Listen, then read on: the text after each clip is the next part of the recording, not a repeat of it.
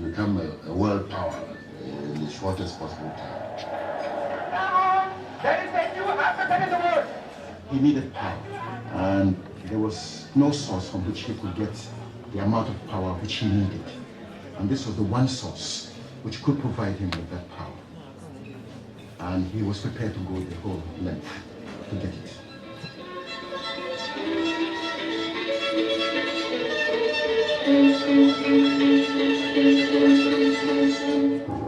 We begin in West Africa, one of the two great areas of the world where we have ruled but never settled. To the people of the Gold Coast, there came last week a day that will always be remembered in their history. For here, in what's been a British colony for more than a century, nearly 1 million people went to the polls in their first general election. The main issue in the election lay between those who want self-government sometime in the future and those who want it now, like the Convention People's Party, the CPP. Their leader, Kwame Nkrumah, spent election day in jail, serving a sentence for incitement and sedition. Nkrumah's rise had been irresistible. After spending 10 years in America as a student, he had returned to the Gold Coast in 1947. Within 2 years, he had formed a political party. 2 years after that, he swept to power. Although the British still controlled trade, defence and foreign policy, he had become the first black African Prime Minister. Nkrumah, before coming into power, has, in his election manifesto, had made certain promises about development, about turning the country. It was necessary that you had to have power, that without power you couldn't develop. Power meant electricity, and the source was to be the giant Volta River that flowed through the eastern half of the country. Ever since the 1920s, the British had planned to build a... I think we are thrilled that this documentary set off this evening, and this is the Adventures in the Diaspora series, if you don't know it. I see many friendly faces here and also new ones. I won't say too much because this panel is going to expand on what we've just seen, and there will be a second documentary also along the way. So welcome, and I'll hand over to our moderator, Mr. Nat Amarteifio. Thank you. I moderated the last one and I'm moderating this one. Don't get the impression that's all I do. But thank you for being here tonight to join in this evening's presentation. I'm happy that we started with this movie because it gave me a pretty good idea what the theme of the evening is like. In the development of this city of Accra, there have been two master builders who have run Accra, or who, let's say, have run the country, but whose policies and visions have shaped the city of Accra. The first one is Sir Gordon Gettysburg, who was governor of the Gold Coast from 1917 to 1927, I think. It was Gordon Gettysburg who built Kolebu, who built Atwater Secondary School, who built the Takoradi Harbour. He was a surveyor and a soldier. And when he became governor, he had a vision of what he thought this country could be. And he put his money into trying to realize his vision. He was lucky that when he became governor, the country actually had quite a bit of money, which had been saved because of the First World War. Not much money was spent, so he had that money to spend. But he also had a vision, and he proceeded to try and make this vision come true. The other master builder is Kwame Nkrumah, who also came to power with a treasury that was relatively full. He also inherited a country that had just in the aftermath of a major world war. He also had a vision of what he wanted this country to be. For both of these men, Accra was a centerpiece of this vision. And they are the only two who actually made comprehensive plans for the development of the city. Oh dear, not that. They were the only two who so far have created completed. Well, actually, that's not true. There was a comprehensive plan that was done in the 1990s. But those were the two that we had. Tonight, we've assembled a cast who can tell us something about Kwame Nkrumah's vision for Accra, the plans he had, and how much of these plans were actually realized, how much were not realized. When one talks about Kwame Nkrumah, you have to put him within context. He belongs to a different age of world leader. He was at the same time as Winston Churchill, Stalin, Hitler, Roosevelt. I mean, these were the names he had when he was growing up, when he came to intellectual maturity. So he lived in the world of huge leaders who harnessed their nations to huge efforts. And when he came to the presidency or to lead this country, he shared many of their ambitions. It is very difficult for us today to judge him because our times are so different. Anyway, we have here people who can say something. Uncle Boat, Mr. Boateng, who's sitting here on my right, has the distinction to be one of the very, very few planners in this country who actually worked on Nkrumah's 7-year development plan in 1962, right? 62? He was a young student who just got out of school, and as part of his summer job, he got a job with the PWD and actually worked on Nkrumah's 7-year development plan. So he is a living link to a time that is gone. Steve here is a distinguished architect and art historian who's written quite a lot on Accra and its problems, as well as designing some of our best buildings. Stephen is also a student of the Nkrumah period. He's roughly my age, so I figured that he was old enough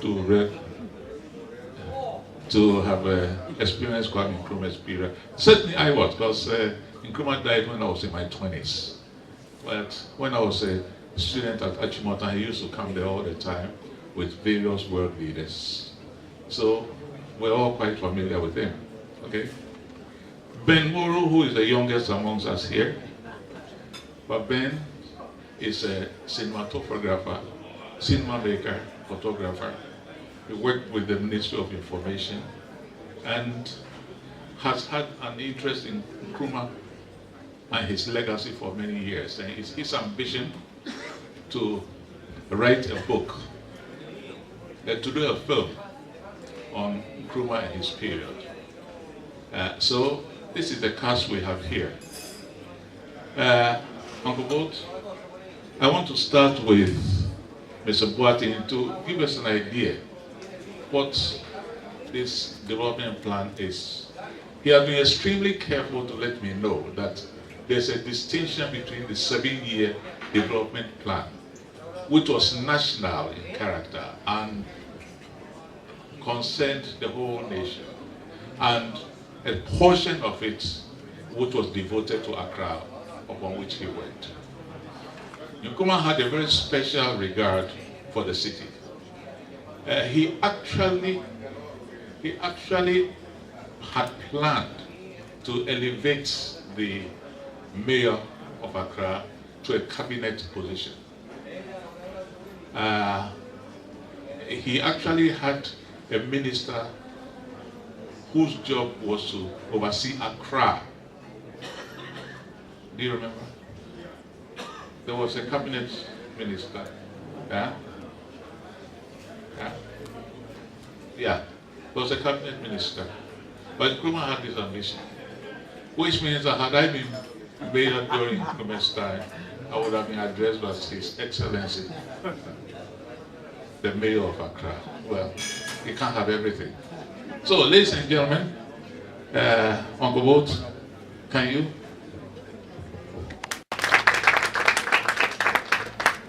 Thank you. Actually, I am not the one competent to talk on the 7-year development plan. There are others who could do that better.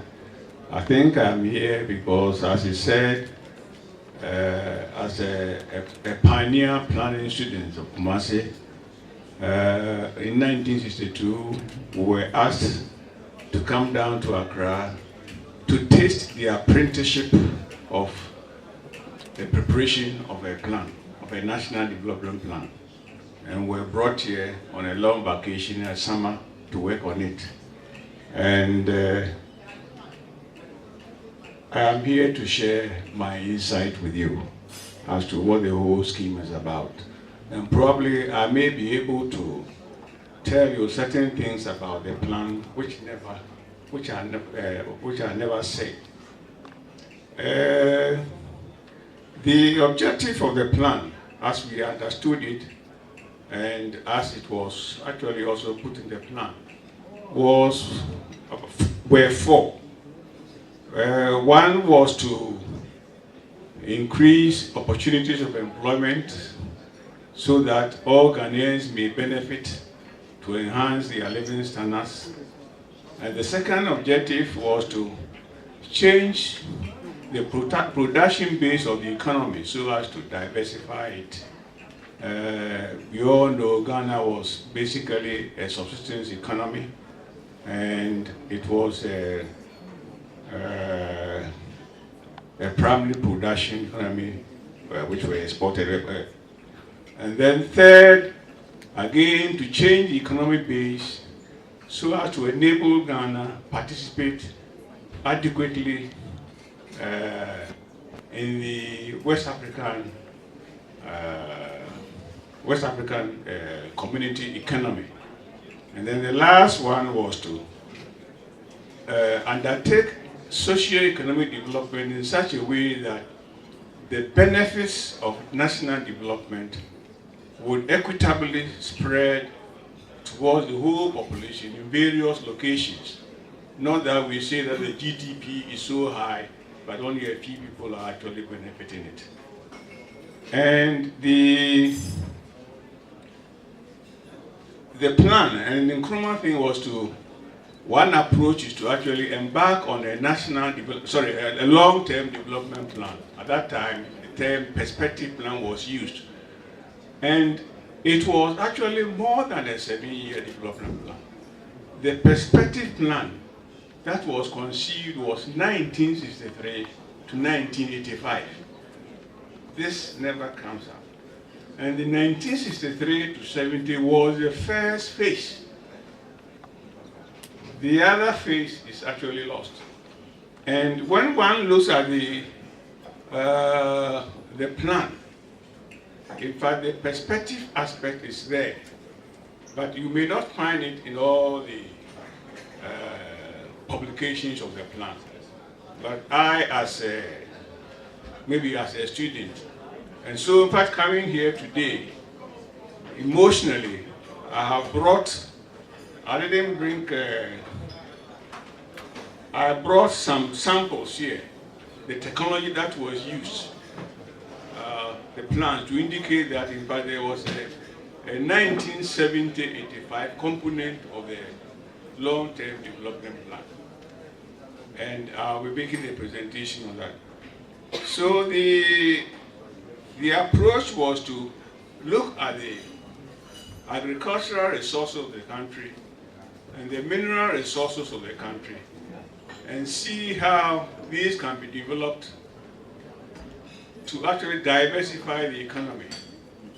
And fundamentally, the country was to examine the what one may term as the economic, that's apart from the agriculture and the mineral resources, to look at the what is termed as the economic infrastructure, three: water, power, and transportation. Water for irrigation, water for generation of power, and then water for drinking, and then water for transportation. And then, of course, power from wells, and then transportation. The emphasis was to modernize the railway and also expand the railway. And then, of course, use the water link, the water transport. So these were again, look at also the social, the human development. And there, the emphasis was to look at the education, secondary education, teacher training, and then technical education. So these were what we'll look at. So the plan actually looked into the resources for industry. The whole thing was, as we said, to nationalize to industrialize the economy, to look at the agricultural raw materials, to look at the mineral raw materials, and see where we can actually develop. And so for water, for irrigation, for water, for power, Akuffo was there, but then the Bui was also considered, and then there were two other, and Cobra, there were actually two other power generation that had to be effected, but that actually were to be done in the second half of that is the 70-85. So, and they were all in the western region. So there was the Bui, the two in the western region, and then there were 5 other potential also dams that could be built also to generate water. So that was, and then there was to be considerable irrigation also for the northwest of Ghana, which is now upper west region, which wasn't there at that time. We had only the northern region. And then also a lot of irrigation to improve agriculture in the northeast of Ghana, which is now the Boku area, and also the mid-north, which is Bolgatanga and other areas. So that was the water. And then the water for drinking. Almost all the urban areas were to have water. Water, piped water, based on boreholes, piped water based on drawn from river or drawn from dams. This is the way the plan was thought of. And then the water lake also to be used also for transportation. And for this, there were 10 inland ports that were to be built or developed. And the ports were to be the service centers to generate economic development for the agricultural hinterland of these areas.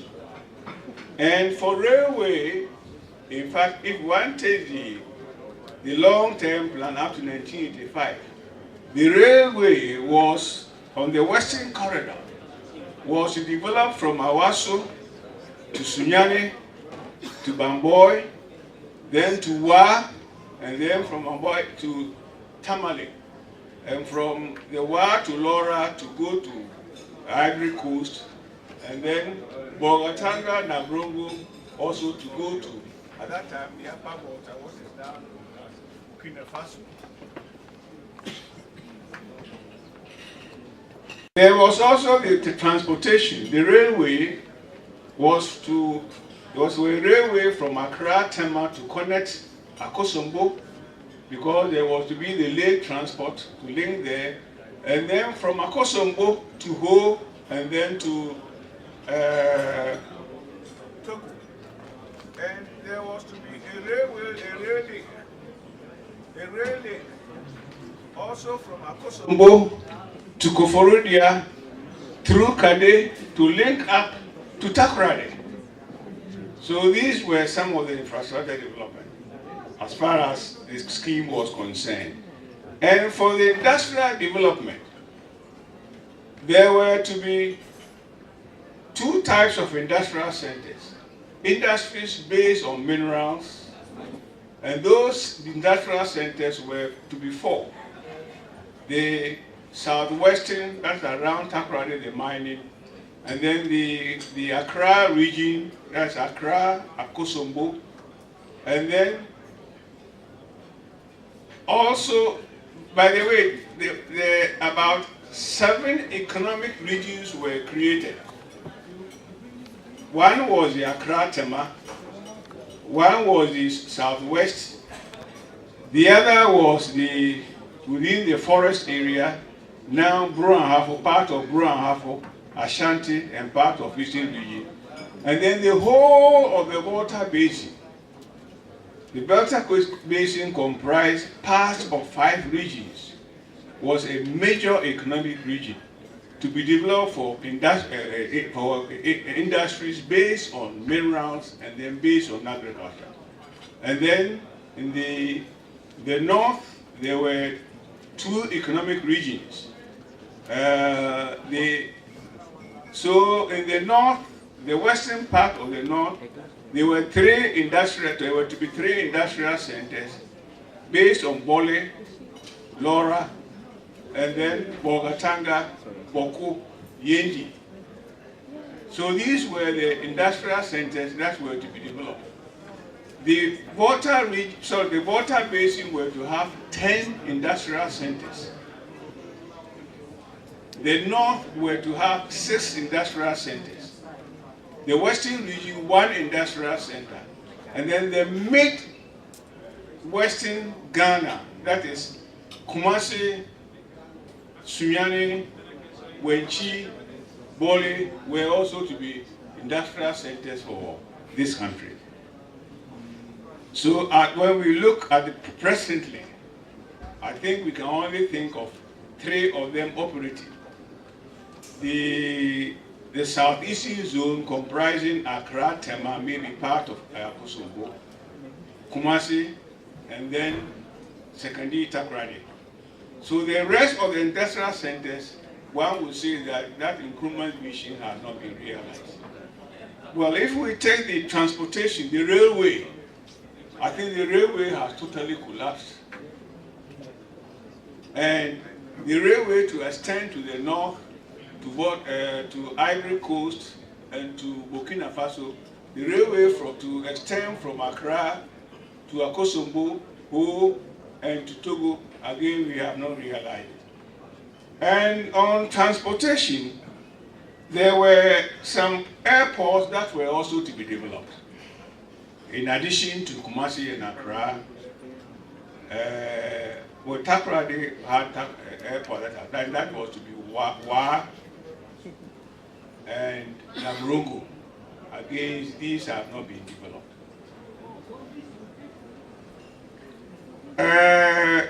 There was considerable, to improve agriculture, there were considerable agricultural investments in the form of state farms, in the forms of agricultural stations, in the form of tractor stations throughout the whole country. And this attempt was to improve, to generate more employment, and again also to improve a lot of development. Now, we may ask, has Nkrumah's vision been realized? As far as creating the industrial centers are concerned, I think we are far behind. As far as transportation is concerned, the railway, we've not added to it, but the railway has even collapsed. I forgot about the road. There was we now talk about the Eastern Corridor Road. Again, the development of the Eastern Corridor was part of the Nkrumah's plan. I think we are now thinking of actually developing that. So but a lot of the trunk roads have really been developed. When we come to the social infrastructure, I think most of the proposal for the training colleges, for secondary schools, for technical schools were developed.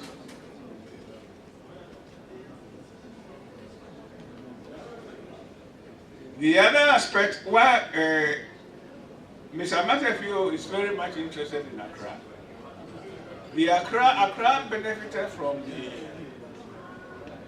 7-year development plan in the context that most of the industries that came about from the plan actually were developed in the Accra Central in the Accra Tema area. Again, whilst the 7-year development plan was being prepared in the 60s, simultaneously, there was also a request for the development of the Accra metropolitan area. And therefore, a request was made around the same time for the preparation of the Accra Tema metropolitan area, in one angle. And then also to look at what was termed as the Accra Tema Akuffo triangle, and also to look at the coastal area plan. Now, the coastal area plan was studied, and it covered the whole stretch from Pone. Pone is east of Tema, up to the what is now the shall we say the Wija Dam area. And the whole of that plan was again studied. Again, we could not do anything about the outcome of that plan, and we had to wait for 30 years in about 1990s to again for the PNDC government or NDC government to look into the whole coastal management plan, and a comprehensive study was done. A strategic plan was prepared. An action plan was prepared, development guidelines were prepared, but nothing has been done about it in terms of developing the coastal management, in terms of implementing the coastal management plan. Now, for the Accra metropolitan plan, Accra metropolitan plan foresaw all the traffic problems that we are experiencing now. And in fact, the proposal was that Tema and Accra were to be linked by 3 major highways, freeways. One was the motorway which was built. The second one, which was not being built, is between Tetekwashi and Tema, going through Regimanuel, going in front of Regimanuel. In fact, what we see, the Johnson Wells Road was only a minor road, which was picked by Ministry of, by the feeder roads some time ago. And then the third one was the coastal road. And then there was a proposal, as I've said, to link Accra Tema to Akuffo by rail, And there was also a proposal also to link Accra to Winneba Junction by rail, and then also improve the Accra and Sawem to become a metropolitan rail, and maybe have a ring rail to link them. These were all proposals within the Accra Tema Metropolitan. Again, these have not been realized. So as far as Accra is concerned, I would say that the major aspects of the Accra Tema Metropolitan proposals have not been realized, except to say that all the road proposals that were done during the 90s, all the major carriageway, all these, were all based on the Nkrumah plan. There wasn't a new plan.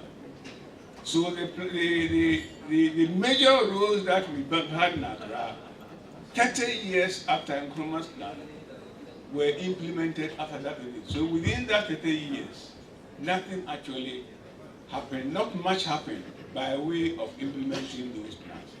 I think I will add here, I will end here, and then wait for questions to fill in the gaps. Thank you very much.